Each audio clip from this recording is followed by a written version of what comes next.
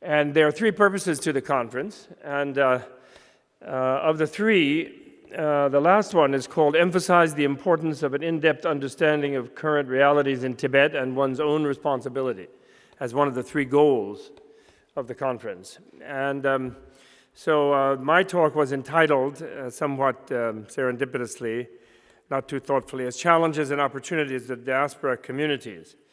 So you all yourselves have come from the very difficult circumstances of being essentially stateless refugees for the most part. Some of you are maybe citizens of Canada or India or another place, but mostly having the yellow passport. And yet you have, so that's very difficult to start with. So you know the difficulties and you know the challenges of being a Tibetan refugee, which are different from, but as difficult probably in their own way as the challenges of being a Tibetan in occupied Tibet under the Chinese oppression. So both are very, very difficult. And so you know the challenges. I don't really have to tell you about them.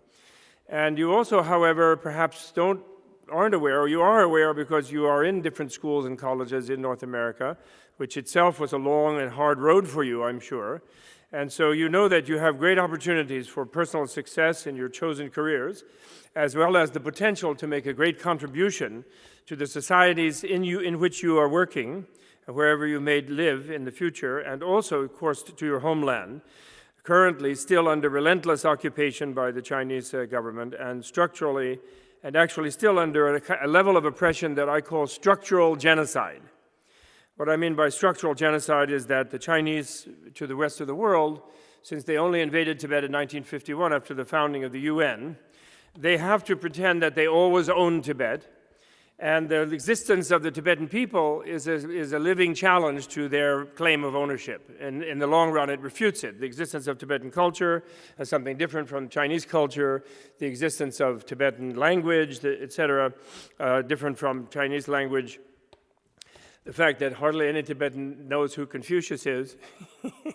Actually, nowadays, the Chinese communists, they don't know who Confucius is either, so that's more or less equal. But still, it makes it structurally genocidal because in order for them to keep the country in whatever long reshuffling of international structures there are, if the UN's world system holds and develops into a real world system instead of a paper system, then their presence in Tibet is in fact illegal. Whether or not, unless, of course, they accept the offer of the Dalai Lama to hold a plebiscite in which Tibetans would vote to join China as a truly autonomous region, and he would campaign for them to vote in favor of doing so. That's the only way they'll get a legal control of Tibet, actually. So therefore, in their mind, without really even thinking about it, they want to replace the Tibetan people with Chinese people. They have to. And that's why they're behaving the way they are behaving, and that's why they're not being rational about it. So anyway, so that's a terribly challenging situation. The only situation in the world, in a way, which it resembles, of course, in so many ways it is different, but it does resemble the position of the Jewish people in especially the West over thousands of years, actually, rather than 50 or 60, in which they were sort of lost their homeland and were kicked out by the Romans, actually, and then they had suffered and struggled and wandered here and there. And yet, as we see in the world today, even after such a long time, they remain a very powerful community. They have become an extremely powerful and extremely successful community and made a major contribution to the whole world.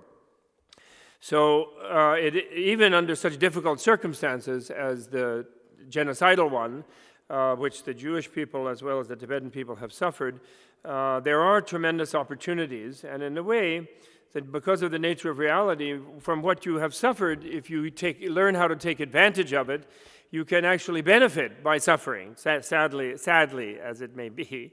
This is the nature of the world. So now, I only have a few minutes to talk to you, and as I said, it is very hard for a professor to only talk for a short while, but I'm going to try. And so the second purpose of the conference about your career, my colleague Peter Senge here is a real professional about that and knows much more about it, and he will discuss that, I'm sure, very effectively and help you with that. And the fact that you're all here from all over the different countries, the networking idea that the office also had, I think that is accomplished. So my focus is on this one, in-depth understanding of current realities in Tibet and your own responsibility in that understanding. So my main point today is the following chain of reasons, is to gain an in-depth understanding of the realities of Tibet today, you have to study yourselves, actually, and even though you are ethnically Tibetans, you have to study to gain an in-depth knowledge of in-depth realities of historic Tibet. In order to understand historic Tibet, you have to understand the Tibetan culture that has shaped your ancestors and yourselves for thousands of years. In order to understand that culture, it is not enough to know the historical dates and events, the geographical uniqueness and economic realities of your homeland, although all of that helps, of course, and you have to know that. And you have to understand your Buddhism. You have to understand what is Buddhism. Even if you're from a Bönbo family, and you still have to understand Buddhism, because as in the West, actually, nowadays, people will say, Americans who study with one or the other of the Bön teachers today,